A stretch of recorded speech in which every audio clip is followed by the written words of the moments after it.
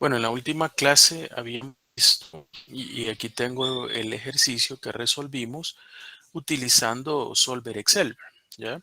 Eso fue lo último que vimos, cómo resolver un ejercicio utilizando Excel, porque lo que habíamos visto anteriormente y que se evaluó, por ejemplo, en el parcial, no, realmente no era utilizar Excel, ¿verdad? Y lo que estábamos haciendo era usar el Excel de una forma de pizarra o de cuaderno en la cual hacíamos las tablas y todo eso.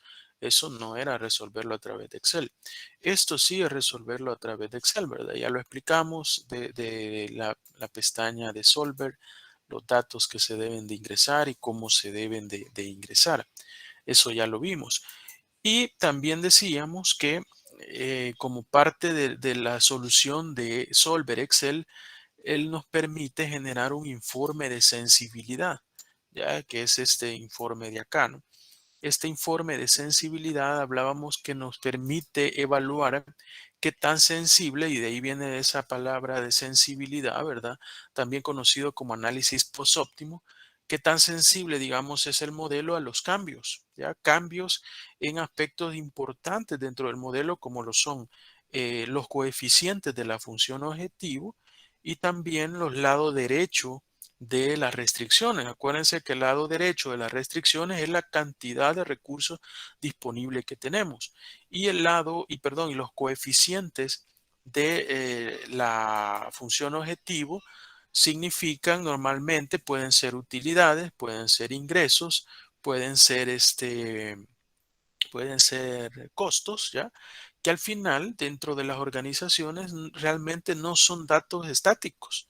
Ya es mentira que es muy raro, a no ser que solamente sea una empresa de comercialización, por ejemplo, y aún así pueden haber factores que influyan en las utilidades o en el precio de los productos. Pero si yo comercializo y claro, el precio del producto que compro para venderlo no cambia, entonces sí yo podría decir que mis utilidades no cambian, pero eh, siempre hay factores, por ejemplo, en la parte de costo, aun cuando yo sea nada más un comerciante, por ejemplo, puede influir la parte de los costos, ¿verdad? Que yo tengo. ¿Ya? Porque posiblemente yo tengo que usar un transporte y el transporte usa combustible y el combustible, el costo del combustible se incrementa a cada cierto tiempo y eso ya puede influir, aunque el precio de lo que me venden y que yo distribuyo no cambie, pero mis costos también, los que vienen siendo como mis costos de venta, cambian, ¿verdad? ¿Ya? Entonces hay un montón de factores dentro de las organizaciones que hacen que esos valores, por ejemplo, de los coeficientes de la función objetivo, varíen, ya no sean siempre estáticos o sean siempre lo mismo, ¿sí? Entonces, es por ello que el análisis de sensibilidad nos da cierta información importante con el fin de responder a dos preguntas, que era lo que veíamos también en la clase anterior. Ya era cómo afectaba el cambio del coeficiente de la función objetivo a la solución óptima, ya esos valores que son utilidades, costos, ya, o ingresos, y también cómo afecta el cambio de un valor del lado derecho a la solución óptima o en todo caso al precio sombra, ¿verdad? En estos casos, que es donde se puede ver eh, los límites permitibles de incremento o disminución dentro de el lado derecho, digamos, de las restricciones. Ya vamos a ver más a detalle todo eso. Entonces, esa información que me genera el análisis de sensibilidad me sirve para poder determinar si es necesario, por ejemplo, hacer un nuevo modelo y hacer un recálculo de la solución óptima, o si no es necesario porque se mantiene, digamos, la solución óptima y simplemente tengo que controlar todos los criterios, por ejemplo, ya sea los coeficientes de la función objetivo o, por ejemplo, los lados derechos que son los recursos. ¿Ya? Entonces, dice, bueno, ya habíamos hablado de esto también que se le conoce como análisis posóptimo porque es hecho a partir de la solución óptima. Después de la solución óptima surge el análisis de sensibilidad. Aquí hay un ejemplo, hay un ejercicio, el cual vamos a evaluar un poco y vamos a analizar la tabla del análisis de sensibilidad.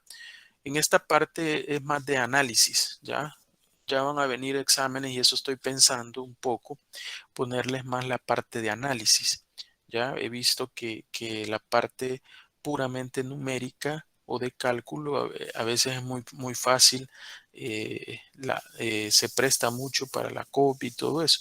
Entonces vamos a entrar quizás un poco más a la parte de análisis, a parte de interpretación. Yo no, de los exámenes les voy a hacer algunas preguntitas siempre de análisis, ya para ahí sí, cada quien da su punto de vista, ¿verdad? Cada quien tiene una forma aunque el otro le dé una idea, pero es necesario que cada quien el análisis lo haga por separado. Este tema como tal es bastante de análisis y de interpretación en función de la información que se tiene. Veamos, dice, RMC Inc. es una empresa pequeña que fabrica una variedad de productos químicos. En un proceso de producción particular se utilizan tres materias primas para lograr los dos productos. Es decir, estamos hablando de dos variables que fabrican dos productos, que son el aditivo para combustible y una base para solvente. Estamos hablando de esto. Esos son, digamos, los productos.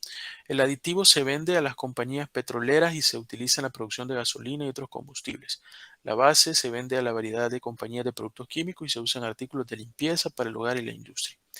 Y luego dice que tenemos tres materias primas que se mezclan para formar el aditivo para combustible y la base para solvente, como en la tabla que se muestra. Bueno, aquí en la siguiente diapositiva tenemos una especie de tablita donde nos indica, por ejemplo, los diferentes materiales de los cuales están compuestos nuestros dos productos y las diferentes requerimientos, digamos, por tonelada, dice, para el problema, ¿no? El requerimiento de material por tonelada. Entonces, aquí en este caso, el aditivo para combustible requiere 0.4 del material 1 y 0.6 del material 3, no lleva nada de material 2, mientras que la base para solvente es 0.5, 0.2 y 0.3. Acuérdese que como dice que es una mezcla similar a otros ejemplos que hemos visto, si usted suma esto, por ejemplo, le da 1, ¿verdad?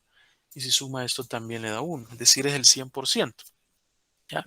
Y estos son nuestros dos productos, aditivo para combustible y base para solvente. Luego también nos da ciertas cantidades disponibles para la producción. A partir de eso, yo perfectamente puedo identificar el ejercicio como, como esa parte como las restricciones de mi ejercicio, ¿ya? Como las restricciones, es decir, aquí tengo la disponibilidad, son 20 toneladas del material 1, 5 del material 2 y 21 del material 3. A partir de eso, tengo yo las restricciones del problema. Luego, como lo que queremos es analizar la solución óptima y a base del análisis de sensibilidad, no vamos a entrar de lleno mucho a la solución, sino que aquí nos da ya la respuesta.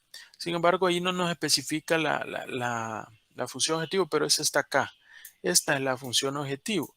Inclusive ya nos da la respuesta. Lo que nos está aquí ocupan otro término como F y como S, pero hay algunos libros que usan otra terminología. En este caso, nosotros siempre manejamos el X1 y el X2.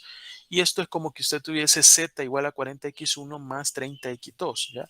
Para ello para resolverlo y encontrar la solución óptima, yo voy a usar el software. Voy a darle nuevo problema. Le voy a poner aquí ejemplo. El número de variables, sé que tenemos dos variables y tenemos tres restricciones. Es un problema de maximizar. No sé si aquí en algún momento lo especifica, pero es un problema de maximización. Creo que eso no lo coloqué en la diapositiva, pero si es un problema de maximización, le vamos a dar OK. Entonces vamos a meter los valores. En este caso es 40-30 las utilidades. Y luego tengo las restricciones que están dadas aquí en esta tabla, que son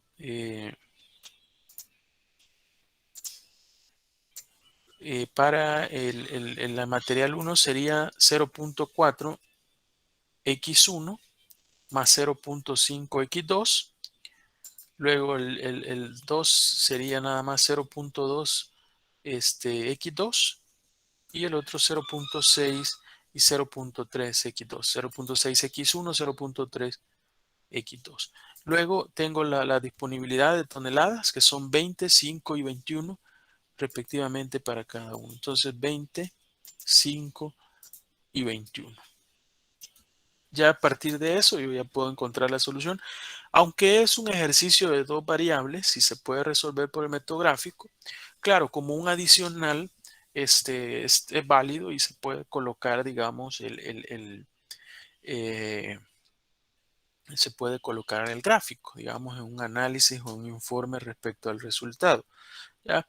En este caso no estamos interesados en el gráfico y nos vamos a enfocar nada más en la solución. Aquí yo le puedo dar resolver. Aparte del método gráfico, también hay dos opciones, ¿verdad? Una es, por ejemplo, resolver a través de los pasos, mostrando los pasos. Aquí es las tablas que vimos en el método de dos fases o el método simplex. Ahí están las tablas. Aquí se le puede ir dando próxima interacción. Miren, ahí están dando las diferentes tablas. Y llega un punto en el que se detiene y es donde encuentra la solución. Aquí nos da que el método simple ha sido completado y y podemos también encontrar la solución de esta forma. Le damos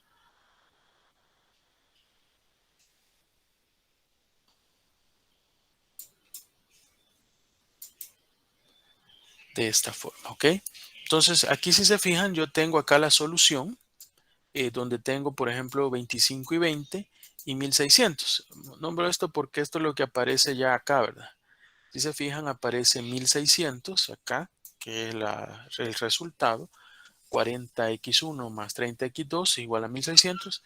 Y la solución dice que es para x1 es 25 y para x2 20. Al final aquí nos está mostrando la gráfica nada más y diciéndonos, miren, esta es la solución de ese modelo. Pero nosotros ya lo hemos resuelto y lo traemos acá y tenemos nuestra tabla de análisis de sensibilidad. Esta es la tabla la cual vamos a estudiar el día de ahora y vamos a conocer cada uno de estos valores, qué es lo que significa, ¿verdad? Y cómo vamos a hacer un análisis o cómo lo vamos a interpretar. Para empezar, tenemos esta tabla que se divide básicamente como en dos grupos, ¿ya? Que dos grupos. Uno es esta parte de este grupo, la parte superior, donde si se fijan todo está relacionado a las variables de decisión que están acá y también a los coeficientes, ¿verdad?, de la función objetivo. Prácticamente toda esta parte de acá se refiere a los coeficientes de la función objetivo, ¿sí? Y el valor de z, ¿ya? Esa es la parte superior de la tabla. Pero luego tenemos también la segunda parte, que es la parte inferior, que está dada por prácticamente todo lo que se refiere a las restricciones. ¿Ya? Ahí están todas las restricciones, el lado izquierdo, el símbolo, el lado derecho y hay otra información que ya la vamos a evaluar, ¿no? Ahí están separadas siempre por una línea. Entonces, se puede decir para empezar que esta tabla o este análisis de sensibilidad se divide en dos partes. De igual forma que cuando vemos el análisis que nos da Excel, si se fijan, también está dividido en dos partes. En este ejercicio, aquí en la parte de arriba está lo que es la parte de la función objetivo y en esta parte está lo que son las restricciones, ¿verdad? Entonces, eso en cuanto al aspecto general del ejercicio. Bueno, entonces vamos a empezar en la parte superior. En la parte superior, ¿qué nos dice? Bueno, estamos primero con las variables de decisión. En este caso, solamente tenemos dos variables de decisión, ¿verdad? Que es x1 y x2. Luego nos muestra el cuadro el valor de solución, es decir, el valor óptimo de la solución, que son 25, si mal no recuerdo, eran toneladas del producto 1 y 20 del producto 2.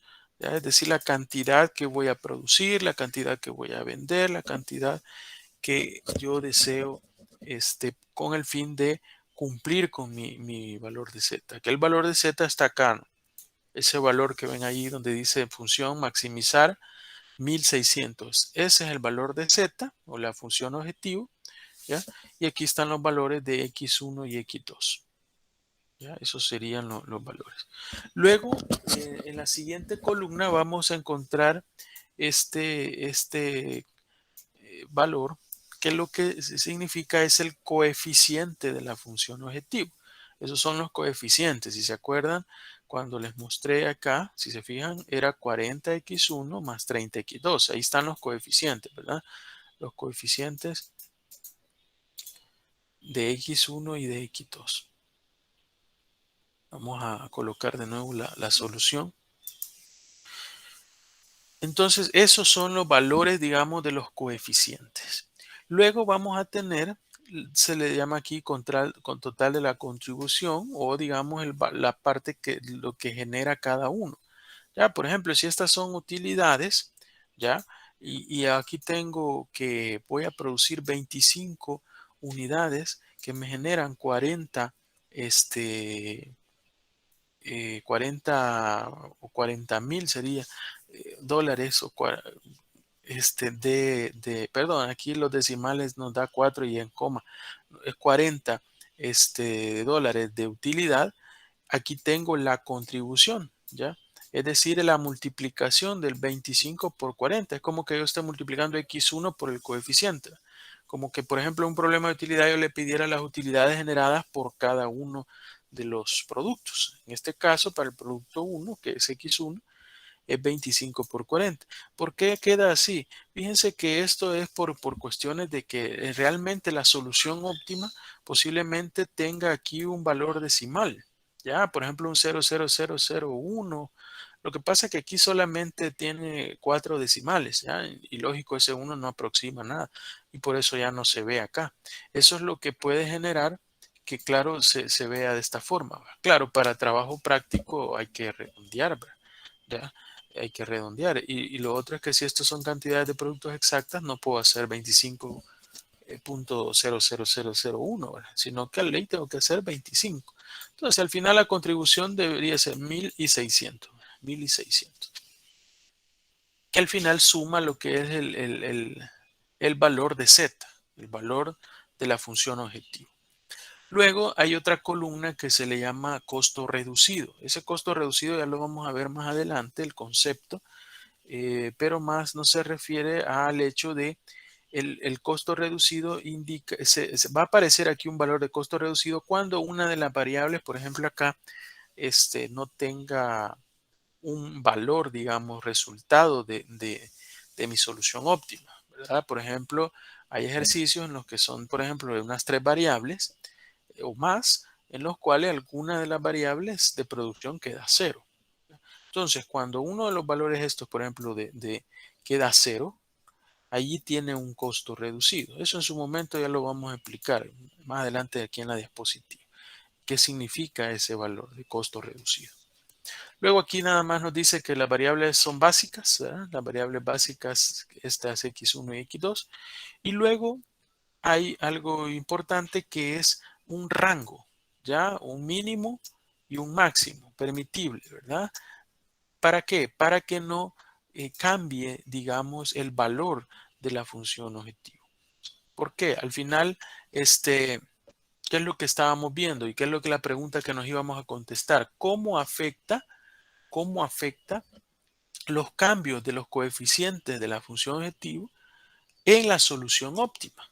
¿Ya? En la solución óptima. Háblese de solución óptima estos dos valores. En este caso, los valores de las variables básicas, que al final está amarrado con la cantidad de recursos disponibles. Por eso es importante, ¿no? Entonces, por ejemplo, aquí le dice que este valor de 40 puede estar entre los valores que hay dentro de 24 y de 60. Quiere decir que si yo le pongo, por ejemplo, el valor de 50, la solución óptima no debe cambiar, ¿verdad? O sí, ya voy a ver porque no recuerdo. 50 dice. 50 no cambió. No, ¿verdad? No cambia. ¿Por qué? Porque me dice que en el coeficiente de la función objetivo 1, ¿ya? El coeficiente de la función objetivo 1, los valores pueden estar, los valores que están dentro de 24 y 60, ¿ya? los valores que están entre 24 y 60. Por lo tanto, este, cuando yo le pongo 50, si se fijan, yo le puse 50. No, aquí está, ¿verdad? Ya el 50, ahí está el 50. No cambió la solución óptima. Sigue siendo x1 25 y x2 sigue siendo 20. ¿Por qué es importante eso? Porque, como yo les comentaba anteriormente, de repente, por ejemplo, en las organizaciones, ya en el día a día, estos valores, tanto de utilidades como de precios, perfectamente pueden fluctuar. Ya por valores externos, por ejemplo, de mercado y que le tengo que bajar al precio y lógico, si le bajo el precio, le bajo las utilidades. Ya por factores internos también dentro de la organización, el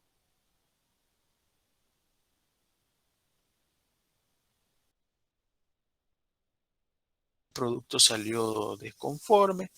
¿Qué pasa con eso? Eso me incrementa los costos de producción. Al incrementarle los costos de producción global, eso me afecta a mi costo de producción unitario. Por lo tanto, si se aumentan los costos, las utilidades se reducen. Por lo tanto, también esos aspectos afectan, ¿ya? Afectan el modelo. En este caso, el programa me da los límites, ¿no? Entre los valores que están dentro de 24 y 60. Por ejemplo, si yo pruebo con el valor de 25, acá, ¿verdad? Creo que este era 25.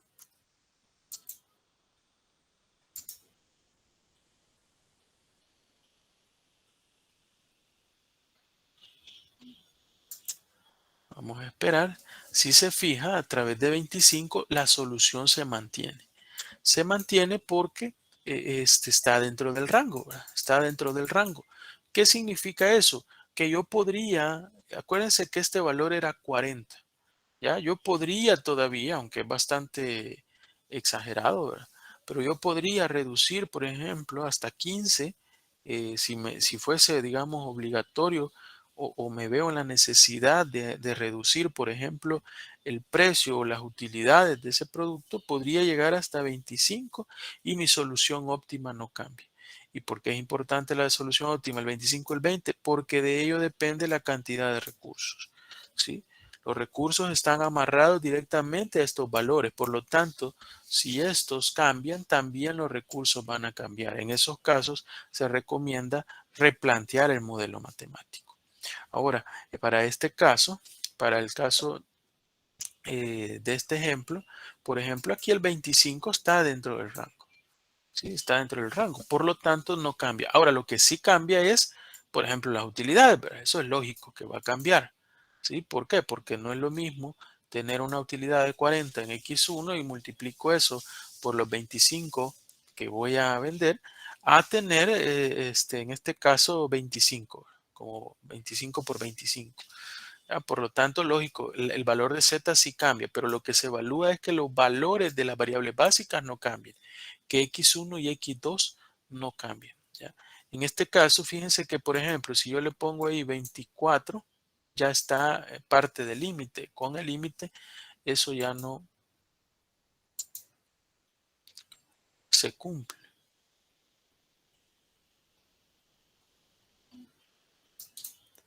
Si se fija, ya cambió. Ya poniendo 24, que es el límite. Ahora, imaginémonos que yo le voy a poner, por ejemplo, aquí 24.01. ¿Ya? Ya está dentro del rango.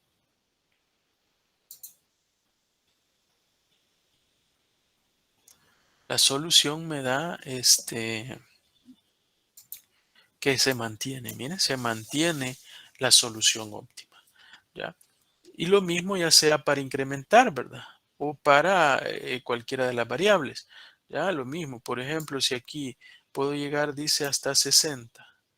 Este, hasta 60, pero era en X1, ¿verdad? Si no me equivoco. Voy a poner 59.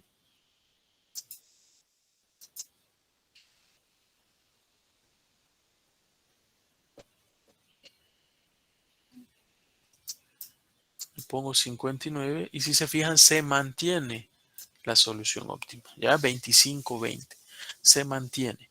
¿Ya? Entonces, a partir de eso, yo podría determinar, por ejemplo, cómo puede venir, por ejemplo, una pregunta de examen, donde yo le diga, por ejemplo, si las utilidades, por ejemplo, hagamos de caso que aquí tengo 40 y 30, el modelo original, lo voy a colocar.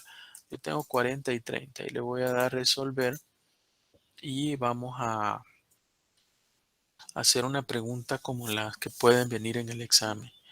Eh, por ejemplo, si yo tengo aquí 40 y 30, que son los coeficientes originales. Si, por ejemplo, me dicen que tengo que reducir, por ejemplo, las utilidades en 11 dólares, ¿es factible o no es factible? ¿Ya? Lo que voy a decir es que no. ¿Verdad?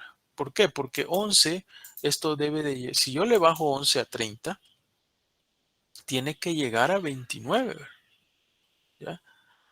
Perdón, a 19, perdón, a 19. Por lo tanto, estoy afuera de los límites, límite 20, ¿ya? Pero si yo le digo, mire, baje 11, llega a 19, está fuera. Por lo tanto, no es factible porque mi solución óptima va a cambiar y aparte es recomendable que se elabore un nuevo planteamiento y se obtenga una nueva solución óptima. ¿Ya? Eso es lo que me genera cuando yo, digamos, estoy fuera de los límites. ¿Sí?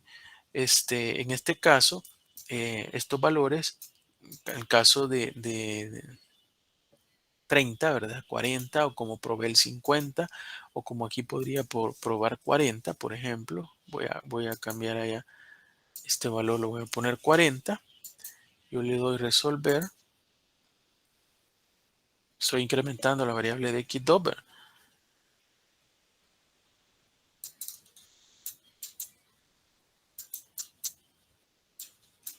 Creo que le di aquí, ojalá no se me trabe, porque le di cerrar y rápidamente me fui para no cerrarlo. Pero vamos a esperar a ver si se destraba esto.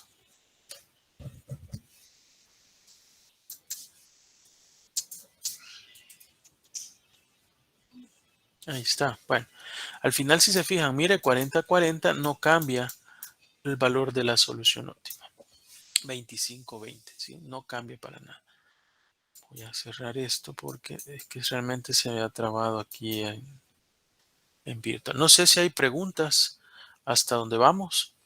No sé si se ha entendido la finalidad, por ejemplo, de saber si esas fluctuaciones o ese cambio que se va a hacer, ya sea en las utilidades, en los ingresos, me afecta a la solución óptima.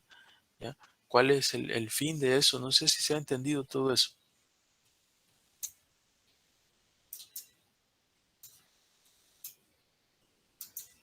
¿Hay alguna duda?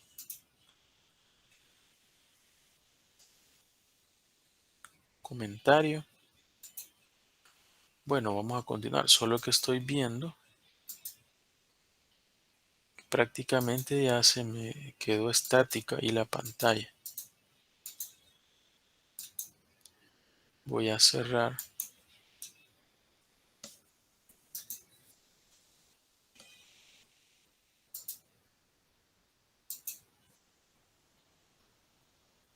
Voy a abrir de nuevo. Entonces, como le repito, el objetivo de esto es saber si los cambios en los coeficientes me afectan mi solución óptima. Para eso también, aprovechando mientras se inicia esto, yo les traigo por acá un ejemplo y un examen que hice hace unos años en forma presencial. Y viéndolo un poco y miren lo que venía en el examen. Por ejemplo, el ejercicio 1 era resolver este ejercicio a través de el método de las dos fases. Realiza el modelo matemático, realiza el método de las dos fases y encuentra la solución óptima. Ya esto era todo a pie, ¿verdad? Luego venía una compañía, venía un ejercicio donde era de solo hacer el modelo, solo el modelo. Y ahí le daba otros 2 puntos. Y aparte venía ¿no? Eso era un parcial, ¿verdad? Y lo hacían, ¿verdad? Y se acaban 10 también.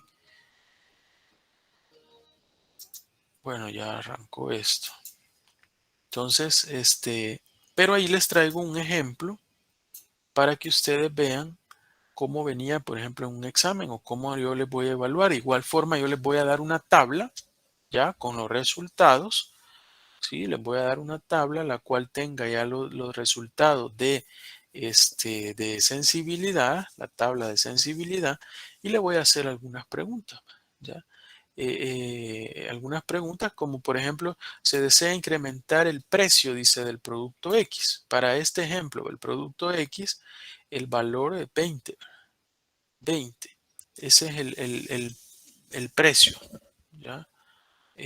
Por los cuatro ceros acá debería ser como 20.000. Esto es como un 20.000, ¿sí? Como 20.000. Y dice que puede ir hasta de 7.500 y 22.500. Y este es 15.000 y puede ir hasta 13.333 y 40.000. Pero en este caso yo le ponía, era en tres. Lo que pasa es que acá creo que estábamos trabajando, yo les decía, no, no trabajen en miles. Todo lo que estábamos, todo lo que estábamos trabajando era en miles. Por ejemplo, aquí era como que yo incrementara 3.000, ¿sí? Como que yo incrementara 3.000. Pero la pregunta es, bueno, ¿se desea incrementar el precio del producto X en 3.000? Ya, es decir, esta fila que dice ahí, la fila uno es el producto X y dice cuánto es el precio, porque está hablando de precio, ¿verdad? Es como que este fuera el precio actual, 20.000, dice, ¿ya? Y dice, lo deseo incrementar a 3.000 más. ¿Es posible sin afectar la solución óptima? ¿Por qué? Explique. Entonces, claro, usted mire, ve y dice, ¿cuáles son mis límites?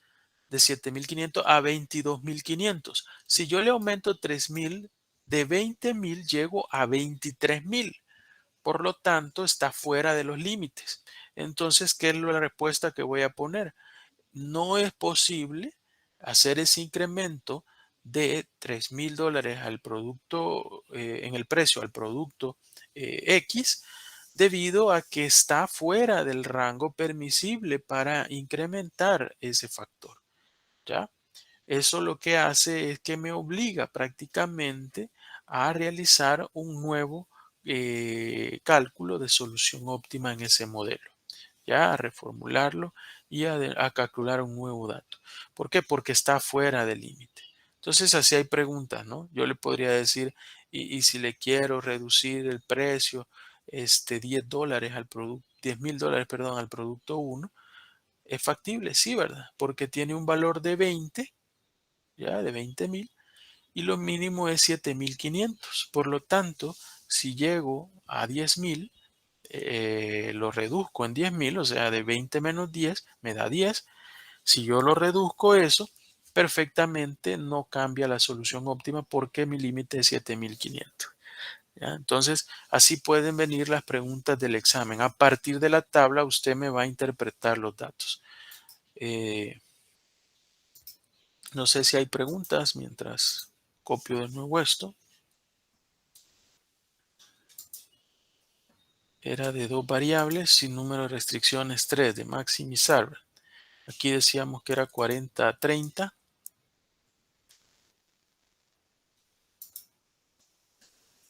40-30 y aquí estábamos poniendo 0405, 02,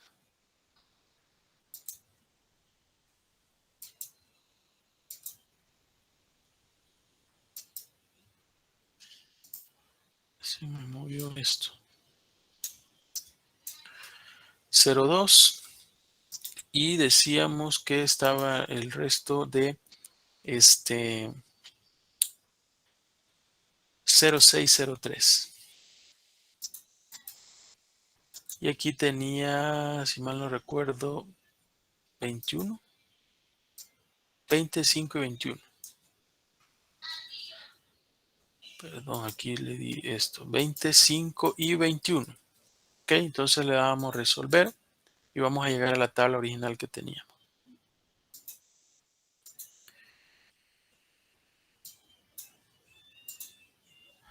Ok, ahí está, ¿verdad? Ahí está la tabla. Bueno, entonces ya vimos esta parte. Lo único que tenemos pendiente y que lo vamos a ver conforme vaya la diapositiva es el costo reducido.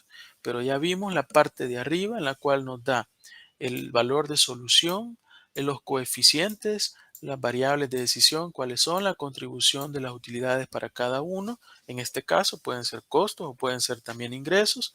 El costo reducido, que en este caso es cero, que vamos a explicar más adelante.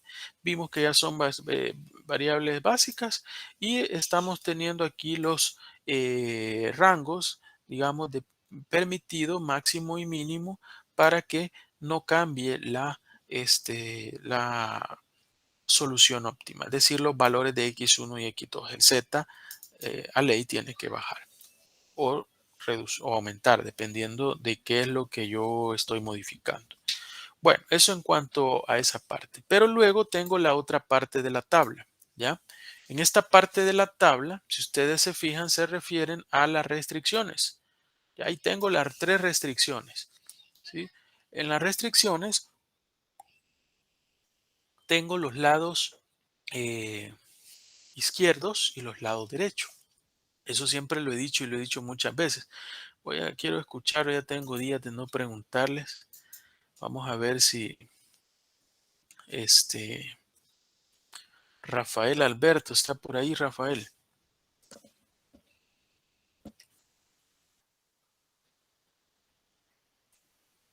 Rafael Alberto. Dígame. Buenas noches, Rafael. Buenas noches, tenía problema ahí con el Este, micrófono.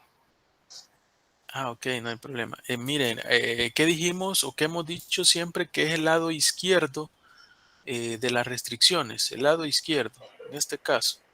Ups, El lado izquierdo es permí- como lo que se está utilizando, ¿verdad?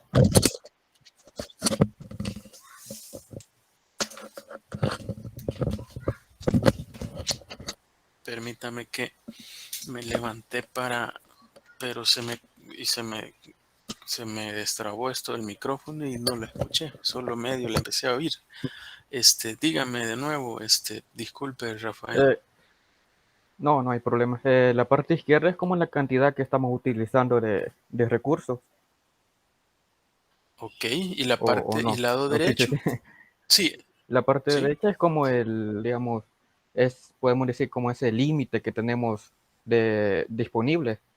La cantidad disponible, podemos decir, de exacto, recursos. Rafael, muchas gracias.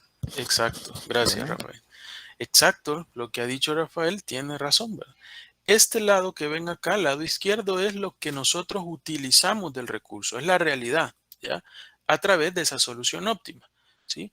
Mientras que lo que aparece aquí es el recurso disponible, es la cantidad o la disponibilidad que tenemos del recurso, ¿ya? Entonces, aquí está representado de esa forma también, ¿ya? En el lado derecho, solo que recuerde que en una restricción, por ejemplo, en el lado derecho está, por ponerle un ejemplo, para este modelo teníamos 0.4x1 más 0.5x2, ¿verdad? Eso era la restricción del lado derecho. Pero aquí ya me sale el total de material X1 o el material 1, que son 20,000. Ya me sale el valor. Ya esto es lo que, por ejemplo, ustedes en algún examen encontraron cuando yo les pedía si había una holgura. ¿Sí? ¿Qué es lo que encontraban? Encontraban la cantidad consumida. ¿Sí? Entonces, a este lado están los lados izquierdos, es decir, este lado, el lado izquierdo están las cantidades utilizadas. Aquí está la dirección, o sea, si es menor o mayor la restricción, y aquí aparecen las cantidades disponibles, como lo dijo Rafael. Ahora, luego sigue acá lo que son las holguras o los excedentes. Aquí van a aparecer las holguras y los excedentes. Mira, aquí aparece de una sola vez la holgura y el excedente. Acuérdense, el excedente es cuando yo tengo, por ejemplo, en el caso de ustedes el parcial era de maximizar, ¿verdad?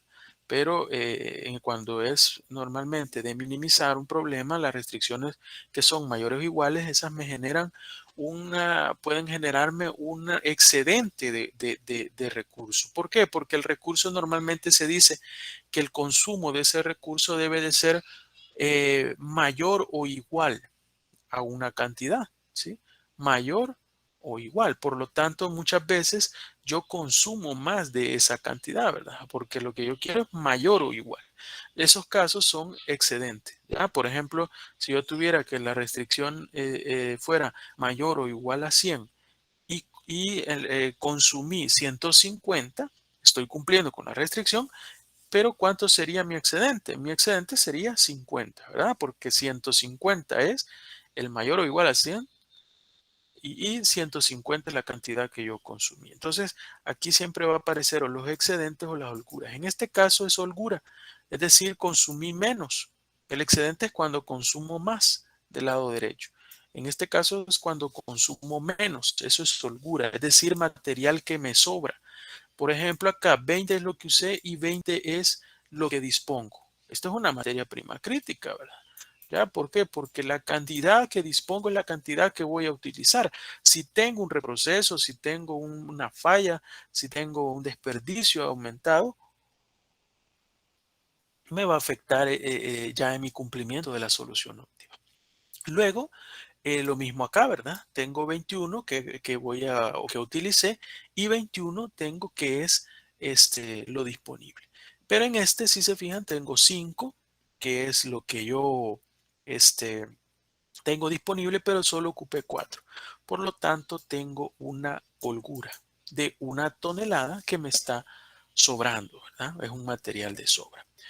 Luego viene, y fíjense que hoy estoy, bueno, voy a irme de una sola vez con el precio sombra y esto, porque me pasé directamente a la parte de abajo sin antes comentarles algo, pero todavía tenemos tiempo. Vamos a comentarlo más adelante. Luego tengo acá este concepto que se llama precio sombra, ¿ya? O también se conoce como precio dual, ¿ya? Es más, yo recomiendo, por ejemplo, yo recomiendo para estudiar, y por ahí algunos me han preguntado, mire, ¿y qué me recomienda para estudiar? Yo le recomiendo que si quiere estudiar este tema, estudie el libro eh, de ¿cómo se llama? De métodos cuantitativos para los negocios. Ya, métodos cuantitativos para los negocios. Yo por aquí lo tengo. Bueno, aquí lo tengo incluso abierto porque les quiero mostrar algo más adelante. Puede que todos estos libros ahí están en PDF, que yo los he subido, ¿verdad? Algunos imagino que ya lo han de haber estudiado. Entonces aquí todo lo que hemos visto aquí, lo que está aquí, el ejemplo y todo lo que hemos visto, ahí está, ¿no? En lo que está en la diapositiva está acá. Es tomada de acá la clase. Y aquí hay varios ejercicios, ¿no? De ahí se puede estudiar si quiere eh, tener otra fuente de información, ¿verdad? Este libro explica. Ahora, aquí hay un tema que anteriormente yo lo daba y ese sí hay que obviarlo, que es la dualidad. Anteriormente daba la dualidad porque todo lo aprendíamos a hacer de forma manual. Esta tabla que usted ve acá, esta se puede hacer calculada de forma manual, ¿ya? Alguna información la genera en la tabla simplex y la otra también se puede calcular a través de un análisis de dualidad, ¿ya? El análisis de dualidad es un poquito complejo y muchas veces da muchos inconvenientes a los alumnos. Ahora, normalmente eso para encontrar, digamos, una tabla de sensibilidad ya no es necesario, ¿verdad? En el día a día, si usted va a encontrar algo de esto, va a usar un software, ¿verdad? Uno puede ser WinQSB y otro, como ya hemos visto, este, perdón, es ¿no? Aquí está también el análisis en Excel que le genera el mismo análisis de sensibilidad, ¿verdad? Entonces, ya no es necesario aprender eso, así que esa parte de la dualidad del capítulo la puede obviar, pero por eso se le llama precio dual o precio sombra. Por dual, por caso que es resultado, por ejemplo, de el análisis de dualidad, pero que no es más que la metodología a pie para para encontrar el análisis de sensibilidad. Pero antes de llegar, y como yo me pasé el tema, ¿verdad? Me salté una parte y que ya lo voy a explicar. Estábamos hablando del precio sombra, ¿ya? Que el precio sombra es estos valores que ven acá ustedes, ¿no? Estos son los famosos precios sombra. o precio dual. Entonces, el precio sombra, ¿qué es? Aquí tenemos algunas definiciones. Dice, los precios sombra del recurso I, denotados por Y, miden el valor marginal de este. Es decir, la tasa a la que Z, y aquí viene el concepto como importante, la tasa a la que Z puede aumentar si se incrementa en una unidad la cantidad que se proporciona de este recurso. ¿Ya? Eso es como el concepto clave. Es la tasa a la que Z, el valor de Z o el valor óptimo puede aumentar si se incrementa en una unidad la cantidad que se proporciona de este recurso. ¿Ya? Por eso también habla de cambios marginales, por eso dice en una unidad, son pequeños cambios, ¿ya? Es decir, si lo queremos ver de forma bastante teórica, por cada unidad que yo incremente en estos 20 toneladas, que es la disponibilidad del material 1, por cada unidad o cada tonelada extra que yo incremente, ¿sí? ¿Qué va a pasar? El valor de Z va a incrementar en 33.33, que ese es el precio sombra. Por lo tanto, ¿por qué se le llama precio? Se le llama precio porque es la cantidad máxima, digamos, que yo estaría dispuesto a pagar por una unidad de recurso adicional.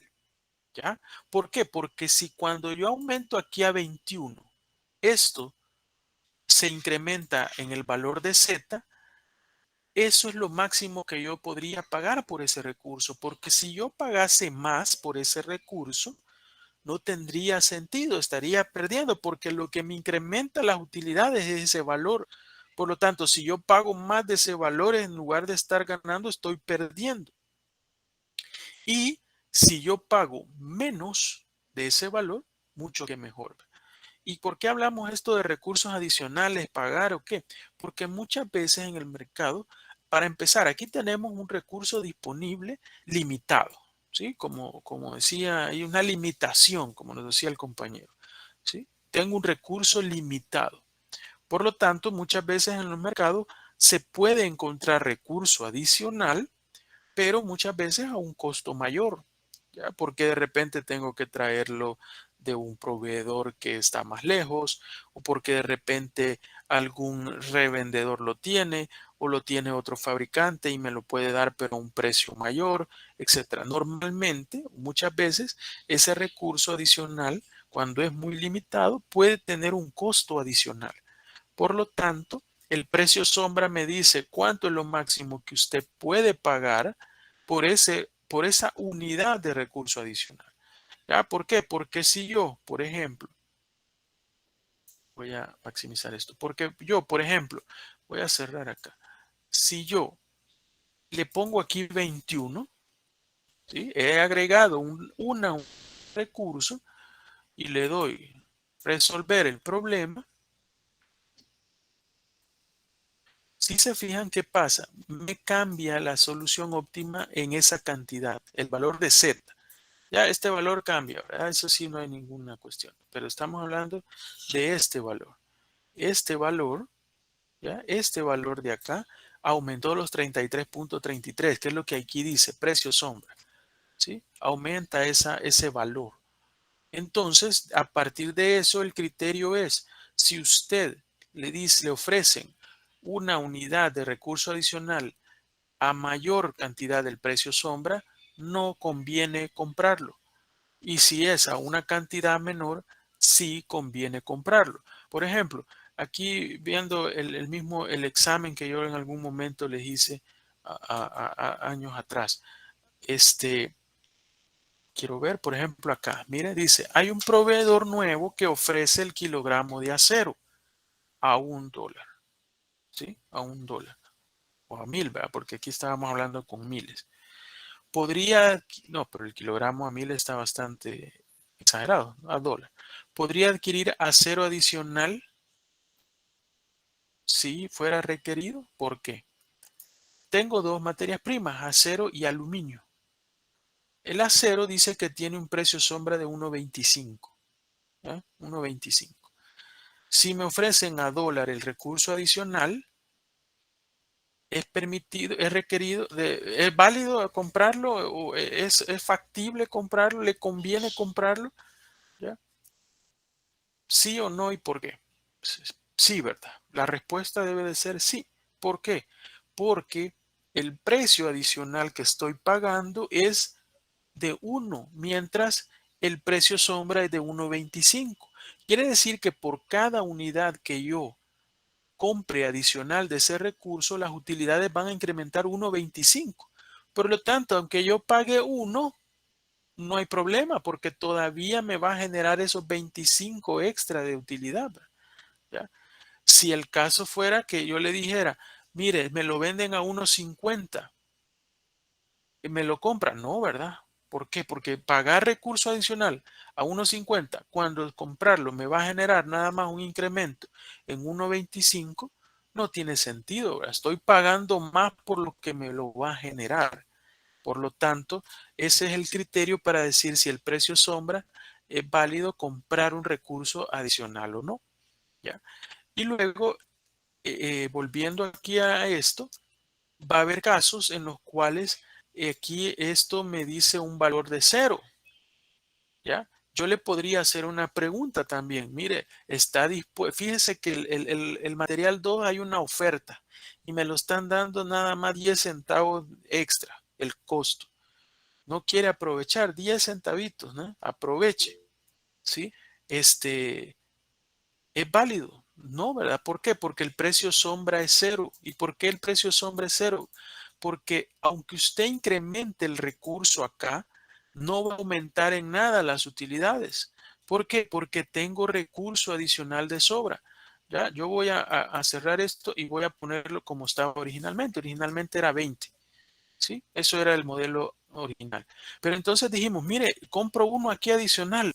Vaya, póngalo, pues, ¿qué le va a pasar? Mira, le voy a dar resolver el problema. Y al ver acá qué pasó, mire, no aumentó para nada. No aumentó para nada las utilidades. ¿Por qué? Porque el precio era cero, el precio sombra era cero. Es decir, por más que yo incremente, ¿de qué me sirve? De nada. ¿Cambió mi solución óptima? No, mire, es lo mismo. ¿Y qué es lo que me sucedió? Solo tengo más holgura, más material de sobra.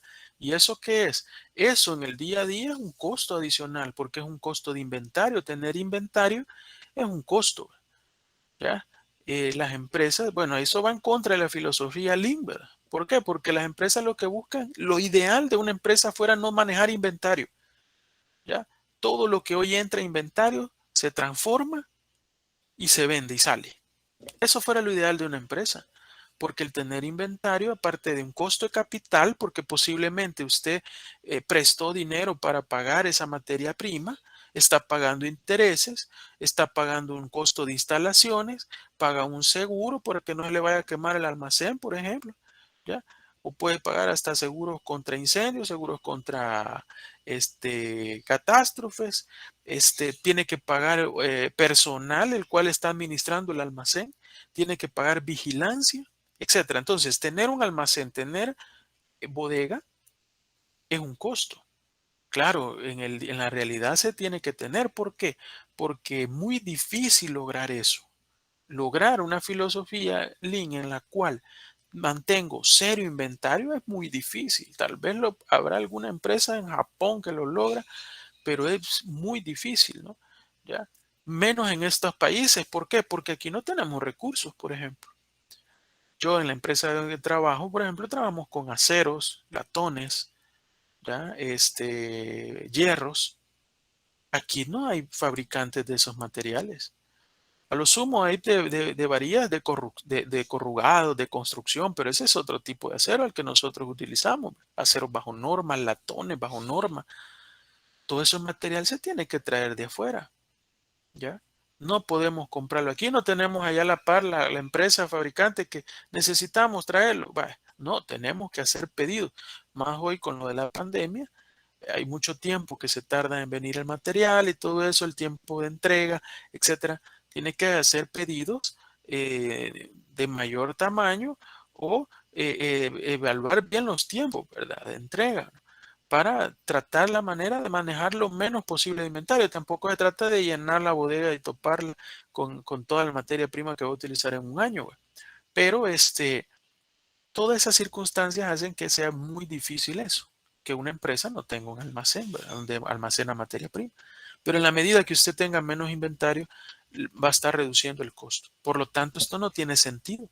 Comprar más material, al final, si se fijan, ni me cambió la solución óptima y solo me sobraron 2 toneladas. Esto es un costo adicional, esto no sirve. Por lo tanto, todos aquellos productos que tengan un precio sombra cero, por más que le ofrezcan barato, no tiene sentido comprar, porque eso indica que por cada unidad que usted agregue de ese recurso del lado derecho, no va a aumentar nada la solución óptima. Y más lo que su holgura va a incrementar. Y tener más holgura o más material que le sobra es un costo de inventario. Por lo tanto, eso no es factible.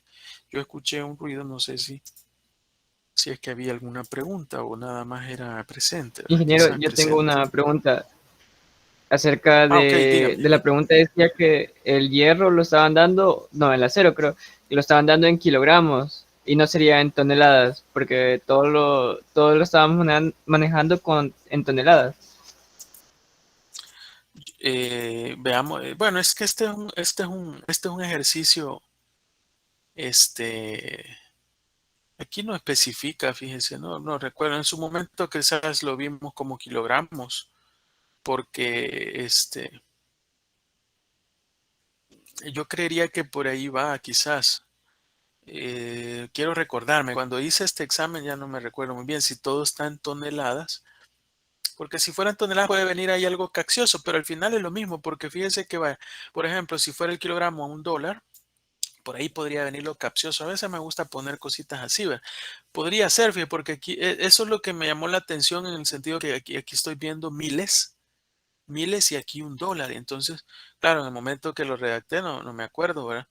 Pero posiblemente por ahí podría andar, quizás, no sé, se me ocurre, porque si aquí tengo 1,250, si aquí tengo $1 el kilo, quiere decir que la tonelada, ¿cuánto va a valer? Va a valer 1,000, ¿verdad? Entonces ahí viene como lo capcioso en el sentido de que, bueno, ¿cuántos kilogramos tiene una tonelada? Una tonelada tiene 1,000 kilogramos. Por lo tanto, si el kilogramo me lo dan a $1, quiere decir que la tonelada me la están dando a 1,000. Y si aquí tengo 1,250, igual está bien comprar, ¿verdad? Ya, creería que por ahí va. Ahora, lo que pasa es que también en este ejercicio estoy hablando yo de toneladas. No sé si eso también puede generar confusión, porque aquí en todo esto estoy hablando de toneladas. Pero este ejercicio es aparte, ¿va? Y en este quizás, no sé, porque lo que pasa es que en ningún lado les puse yo toneladas. Ah, bueno, aquí hay un ejemplo de otro de toneladas, pero este no tiene nada que ver con, bueno, habla de hierro. No, ese es otro ejercicio. Este es casualidad acero y aluminio. Este, pero sí, va, en este caso, claro, las unidades tienen que ser las mismas. Va. Podría venir aquí una así, y hoy pensándolo bien, podría haber hecho eso yo en su momento, que si estas son toneladas, todo está en toneladas, aquí por eso le he dado el costo bien bajo, ¿verdad? De $1. Pero no sé, a veces creo que si fue el hecho de que les dije trabajen en miles o no sé. Aquí ya tengo mis dudas. Pero claro, ustedes en el caso, no, aquí porque como esto era presencial en su momento, yo lo platicaba y les decía, bueno, no, trabajenlo ya sea en unidades o en miles o lo que sea, ¿no? Y a partir de eso. Ahora, en el caso de aquí, si yo les pongo algo similar, tengo que ser más claro, ¿verdad? Porque claro, yo no lo estoy viendo para explicarles. En este caso, podría haber sido así, que yo les di kilogramos de acero a $1. Y claro, si esto es 1,200 la tonelada, la tonelada tiene 1,000 kilogramos, serían $1,000. Siempre está bajo y siempre es factible la compra. Ahora, aquí me hace un poco de clic. Lo que no me hace mucho clic aquí es $3 X. Y cuando estamos hablando aquí de valores de miles, y aquí estamos hablando de miles, ¿no? Entonces, por eso yo, como les digo, en este ejercicio no recuerdo si en algún momento le dije, mire, todo trabajenlo como que fueran miles. Yo creo que por ahí anda. Así que no sé si le contesté su pregunta o lo confundí más, pero al final lo importante aquí en el caso del ejercicio yo le voy a dar las unidades que son, ¿verdad? Podría venir algo así como esto que donde usted multiplica, digamos, ¿verdad? Eso sí se podría dar, ¿verdad? Donde tenga que pasarlo, digamos, de repente le dice, mire, todo el problema está dado, por decir algo, en libra, ¿verdad? Y yo le hago la pregunta, le ofrecen tanto la onza, ahí sí ya viene como lo caccioso, páselo a libras y luego compara con el precio sombra, ¿ya? Es de trabajarlo todo en las mismas unidades, ahí eso sí debe de ser así, pero me voy a cerciorar bien de que esté bien redactado y bien específico. Aquí yo creo que es más cuestión de un error. Hice las preguntas y luego la tabla y luego ya en el examen les dije, trabajenlo con miles o algo así, ¿no? Porque sí lo veo. Me da clic esto de los 1000, pero esto no, porque $3, ¿no? Entonces creería yo que les 3000. No sé si respondí su pregunta, Rodrigo. Lo Sí, ingeniero, importante es muchas que hay gracias. que trabajar. Ok, lo importante ahí es que hay que trabajar siempre con la misma unidad, ¿ya? La misma unidad. Si todo, digamos, el problema está dado volviendo a este examen, si todo el problema está dado, por ejemplo, por poner un ejemplo, toneladas, ¿ya? Todo está en toneladas. Si yo les digo, mire, les ofrezco tanto en otra unidad y ya adrede ustedes lo van a anotar, hay que pasar el precio a las unidades que son. ¿Ya? En algún momento, y hoy estoy recordando, fíjense, y quizás por ahí va, porque en algún momento les puse alguna pregunta, recuerdo, porque hago varios, no sé si aquí habrá otro. Aquí hay otro. No, pero siempre hablo de kilogramos. Pero en algún momento recuerdo haber puesto de tiempo, porque a veces recuerdan que son procesos y el lado derecho es tiempo disponible, horas. Entonces, cuando aquí son horas, ¿ya? Yo les recuerdo ahora que les dije que el minuto, por ejemplo, adicional se pagaba en tanto, ¿ya? O viceversa, les digo la hora y aquí está en minuto. Entonces usted, si todo el problema o toda la tabla está en una unidad, quiere decir que el precio está por esa unidad. ¿Ya? Por ejemplo, si estas son toneladas 80, quiere decir que el costo es de 1250 la tonelada. ¿Sí? Y si yo les doy otro valor en otra unidad, usted convierta lo primero el precio con esa unidad. ¿Ya? Por ahí pueden venir algunos detalles, pero sí voy a tener yo el cuidado de ponerles en qué unidad viene esto, en qué unidad viene la tabla. Si viene en horas, si viene, por ejemplo, si es proceso, o si viene en kilogramos, si viene en libras, si viene en toneladas, si viene en onzas. Yo se los voy a declarar antes. Y en caso les ponga algo así de hacer un cálculo, ojo con eso, ya con las unidades, que les voy a decir, esto está en tal unidades, pero ¿qué tal si le ofrecen a usted tanto la hora o el minuto o el kilogramo? Vea que el precio que le doy esté en la misma unidad, debe de estar en la misma unidad. Si no hay que convertirlo, ¿ya? Si no hay que convertirlo. Bueno, no sé si hay más preguntas. Eh, Entonces, eso es el precio sombra. Yo creo que más o menos está claro qué es el precio sombra.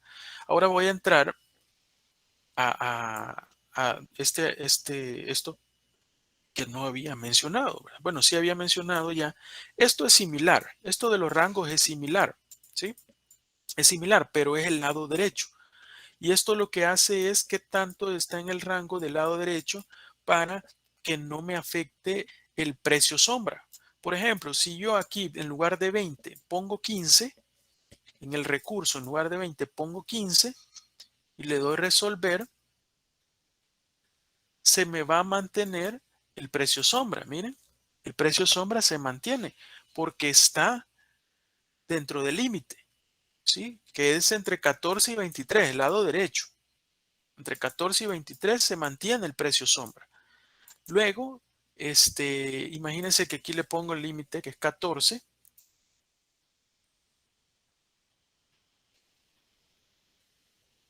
¿Ya? Ya cambió el precio sombra, ¿ya? Porque es lo que está dentro de los límites, ¿vale? El valor que ahí aparece ya queda fuera. mire, ya cambió el precio sombra, ¿no? Pero si yo le pongo, bueno, ya lo habíamos hecho con 15, pero un 14.5,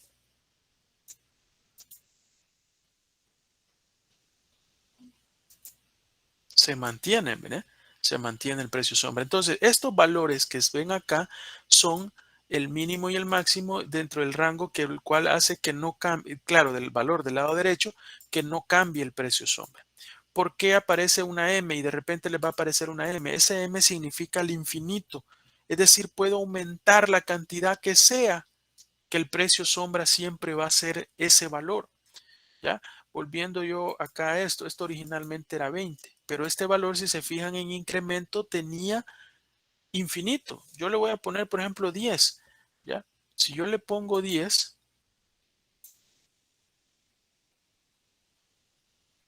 y yo le doy a aceptar, si se fijan, el precio sombra sigue siendo 0, ¿ya? Por más que incremente aquí recursos, no cambia nada, mire, y más es lo que compro. O sea que un ofrecimiento de este recurso no tiene sentido. Entonces, estos valores que ven acá es similares a estos, pero acá estos de arriba son los rangos de los coeficientes para que no me afecten los valores de X1 y X2. Y aquí son, estos valores son los rangos que deben para que los lados derechos no cambien el precio sombra. ¿Ya? A partir de eso, yo también le podría hacer una pregunta en el cual, mire, si deseo incrementar, por decir algo, en 10 unidades el recurso, si es 20, ¿verdad? El recurso del material 1 me afecta a mi precio sombra o me afecta mi solución, ¿verdad? El valor del precio sombra de mi solución óptima, sí, ¿verdad? Porque si fueran 10 sería 30 y aquí tengo hasta 29. ¿Sí? Entonces, en base a eso usted puede hacer el análisis. ¿Ya? Esa es la diferencia que usted tiene ahora también con el software, ¿verdad? Que usted va a usar el software y que también usted puede hacer pruebas. ¿Por qué? Porque, bueno, hemos visto cómo son los rangos, pero hay una situación que se da también, y eso sí está más acá, que son los cambios, por aquí aparece, los cambios simultáneos, ¿ya? Y con eso vamos a cerrar ahora y en la próxima clase le voy a dar, vamos a hablar del costo reducido, antes de empezar a hablar el tema nuevo que vamos a ver, ¿ya? Pero en el caso de los cambios, también hay cambios simultáneos, ¿ya? Es decir, hemos visto ejemplos en los que por ejemplo, cambia, volviendo a esto, cambia, por ejemplo, este pasó a 26, o el de abajo, este de 30 llegó a 25, por poner un ejemplo. Pero hay veces pueden haber cambios simultáneos, porque aquí tengo dos productos y cada uno de estos productos, por ejemplo, este coeficiente representa las utilidades, ¿sí? Pero no necesariamente quiere decir que solamente uno va a cambiar, pueden cambiar los dos, ¿ya? Sí, sí, normalmente así es, ¿verdad? No solamente cambia un producto, sino que si cambia las utilidades de uno, igual forma cambian las utilidades del otro, ¿no? Pueden cambiar por factores ya sea internos, factores de costos, precios de mercado, lo que sea, ¿no? Entonces, ¿qué pasa cuando los cambios son simultáneos? Es decir, uno aumenta, el otro se disminuye o los dos aumentan, por ejemplo, etcétera, ¿no? ¿Qué es lo que pasa? Hay una regla que la vamos a ver acá, que se le llama regla del 100%, ya la vamos a ver. Dice, la información del análisis de sensibilidad proporciona por los coeficientes de la función objetivo se basa en el supuesto de que solo cambia un coeficiente de la función objetivo, a la vez y que todos los demás aspectos del problema original permanecen sin cambios. Esos son los rangos, ¿sí? Los rangos están dados a partir de eso, ¿no? Como que solamente cambia uno a la vez, pero en la realidad no es así. De ahí que el rango del coeficiente objetivo sea aplicable a cambios de un solo coeficiente. Sin embargo, en algunos casos nos podría interesar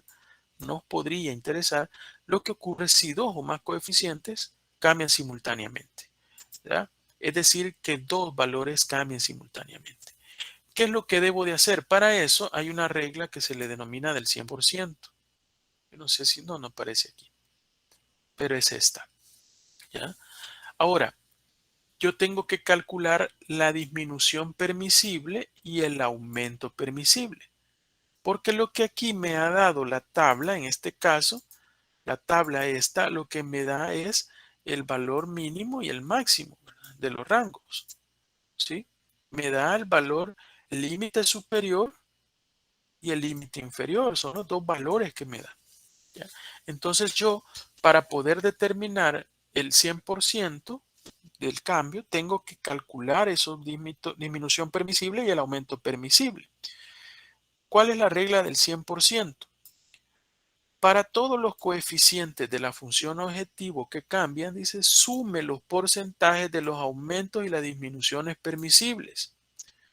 Si la suma es menor o igual que el 100%, la solución óptima no cambiará, ¿ya?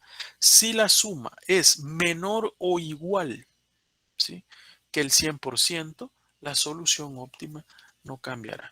Por ejemplo, veamos aquí un ejemplo. ¿Qué pasa?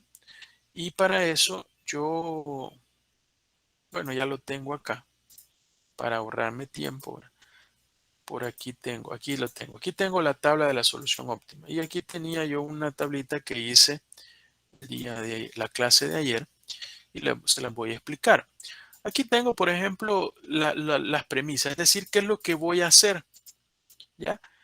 Son cambios simultáneos, es decir, va a variar el coeficiente del x1 como el coeficiente de x2. Por ejemplo, el x1 dice yo voy a reducirlo en 4 las utilidades, en 4 dólares.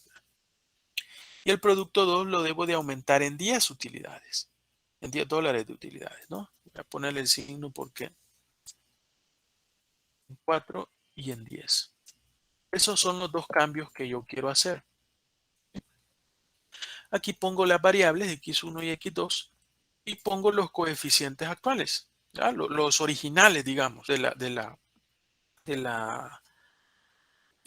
la función objetivo, ¿sí?, del modelo, que x1 era 40 y x2 era 30, ¿sí? Eso era lo original, ¿no? Ahora tengo que calcular lo permisible, digamos, ¿sí? Lo permisible. ¿Por qué? Porque al hacer la división, tengo que dividir el valor, digamos, que estoy reduciendo o aumentando entre la disminución permisible o el incremento permisible, ¿ya? Aquí me da los rangos.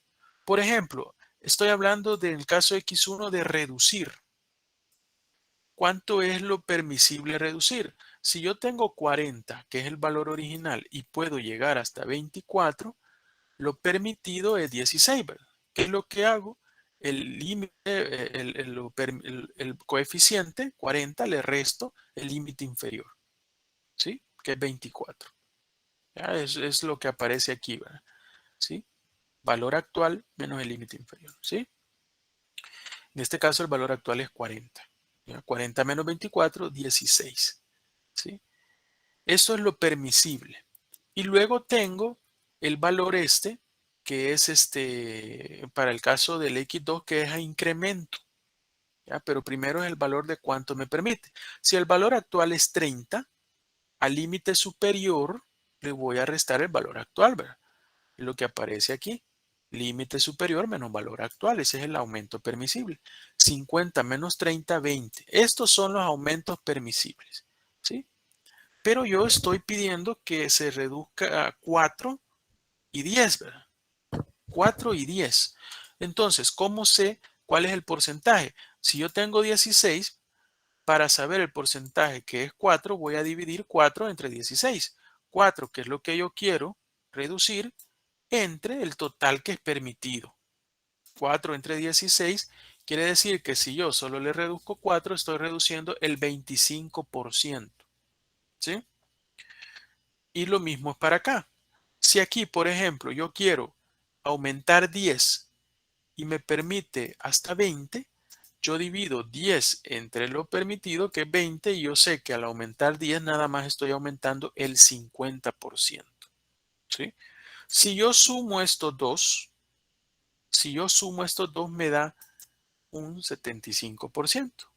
Por lo tanto, si yo hago esto de aumentar 10 y reducir 4, que está aquí marcado en los coeficientes, según en esta metodología, debería de mantener la solución óptima, es decir, los valores de 25 y 20, según la teoría. Pero, por eso tengo el libro aquí abierto, porque quiero demostrar.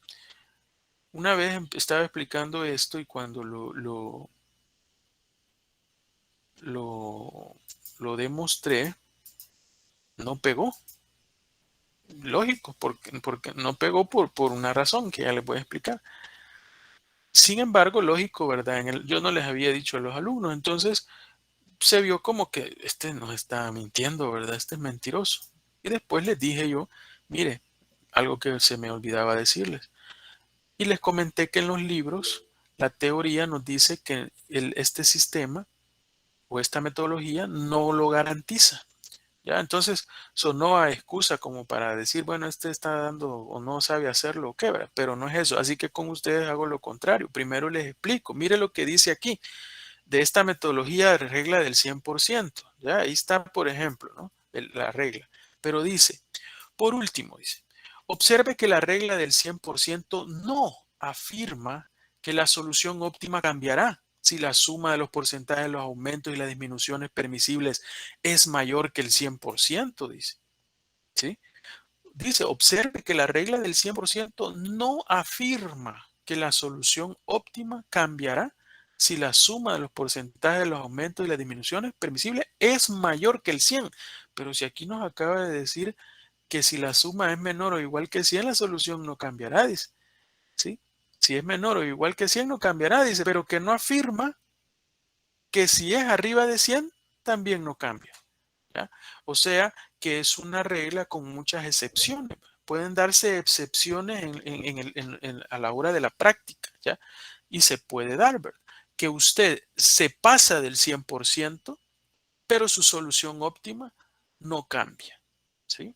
Eso se puede dar, aunque aquí le diga de que aunque por regla general y en muchos modelos, si está del 100 hacia abajo, no cambia.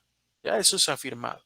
Pero quiere decir que entonces del 100 para arriba cambiará. Pues no siempre, ¿ya? No siempre. Entonces como criterio es bueno tenerlo y saberlo y conocerlo. Sin embargo, en este caso nosotros tenemos una ventaja, ¿verdad? Que tenemos el software. ¿Ya? Entonces nosotros perfectamente podemos hacerlo. Cuando yo lo hacía esto teórico, por ejemplo, si se ve en el parcial, les hice esa pregunta. Si se reduce el precio del producto en 50 centavos del producto y se incrementa en 1.30 el X, ¿es factible sin afectar la solución óptima? Pues todo esto se hace a través nada más de la regla del 100% a lápiz, ¿verdad? Aquí haciendo los cálculos. Entonces ahí el criterio, yo les dije, bueno, el criterio es ese. Si es el 100 o menos, usted diga que no. Y si es 100 más arriba del 100, diga que sí. Pero en la práctica podía cambiar. Lo que pasa es que eso ya no lo podemos ver a no ser que cambiemos los coeficientes y volvamos a hacer la solución. La ventaja es que aquí tenemos un software. Entonces perfectamente nosotros podemos probar. ¿Ya? Entonces en el examen, aunque yo le haga la pregunta y le diga, mire, hágame la regla del 100%, usted me puede decir, por regla del 100%, si está arriba del 100%, dice que esto no debe cambiar. Pero al poner los valores en el software se pudo determinar que cambia o que no cambia, ¿ya? Eso se puede, perfectamente usted lo puede hacer. En este caso yo voy a poner, por ejemplo, para empezar los valores que aquí tengo, que dice que son de pasar a 4, reducir en 4, dice. Es decir, si yo voy a reducir en 4, voy a cerrar esto. Si yo voy a reducir en 4, quiere decir que este valor va a llegar a 36, ¿verdad? Va a llegar a 36. Y el otro dice que voy a aumentar en 10, por lo tanto esto va a llegar a 40.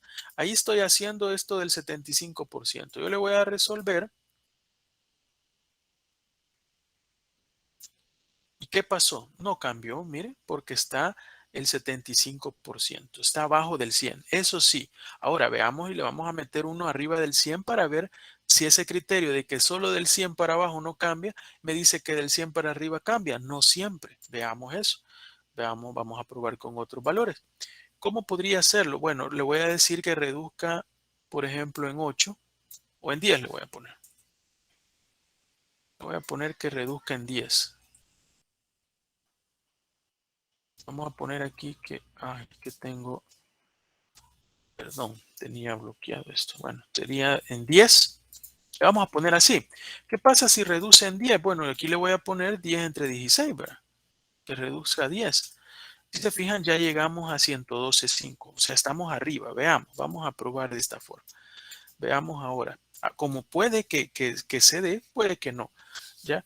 En este caso quiere decir que yo voy a reducir en 10. Si voy a reducir en 10 y tenía el valor original era 40, quiere decir que aquí voy a llegar a 30. Aquí reduje 10, que es mi 62% de lo permitido, y aquí aumenté 10, que es el 50% de lo permitido. Le voy a resolver.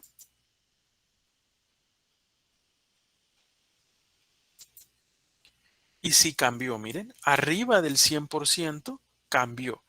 De esta forma sí estamos viendo que cumple. Pero voy a probar algo diferente. Y es, por ejemplo, que los dos se reduzca también este en 10.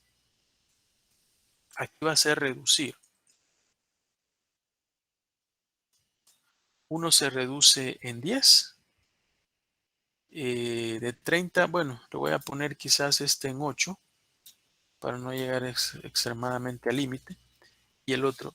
Entonces, para empezar, esto va a cambiar, ¿verdad? Porque X2 lo habíamos hecho para aumentar, esto va a ser para disminuir. El valor es 30, pero entonces aquí el valor es 30 menos 20, ¿verdad? Porque es el actual menos el límite inferior, 30 menos 20. Así como aquí era 40 menos 24. Entonces aquí lo permitido es 10. Por lo tanto, si yo quiero poner 8, voy a poner acá 8 entre 10. Y aquí estamos ya con el 142. Vamos a probar con ese valor.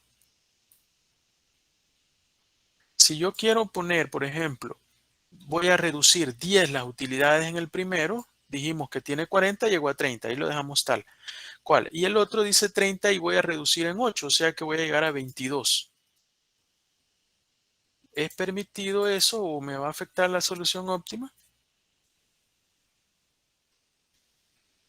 Fíjense que no, miren, no me afectó la solución óptima, ¿ya?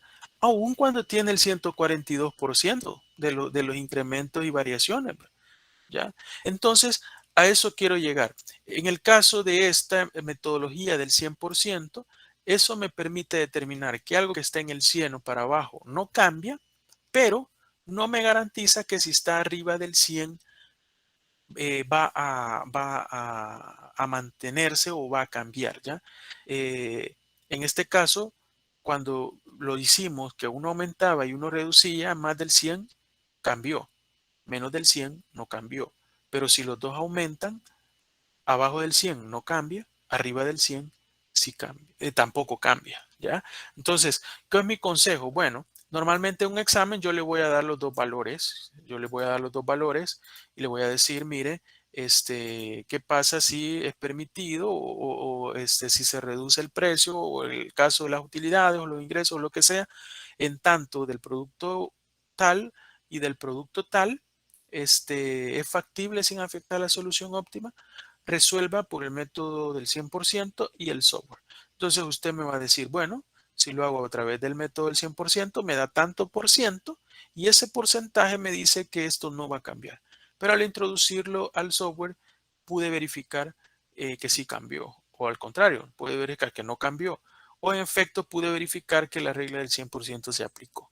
¿Ya? Entonces así lo vamos a responder nosotros, ¿no? Pero eso es los cambios simultáneos, cómo se manejan y ¿por qué todo esto se evalúa con el fin de que la solución óptima no cambie? Por lo mismo que le decía, los recursos.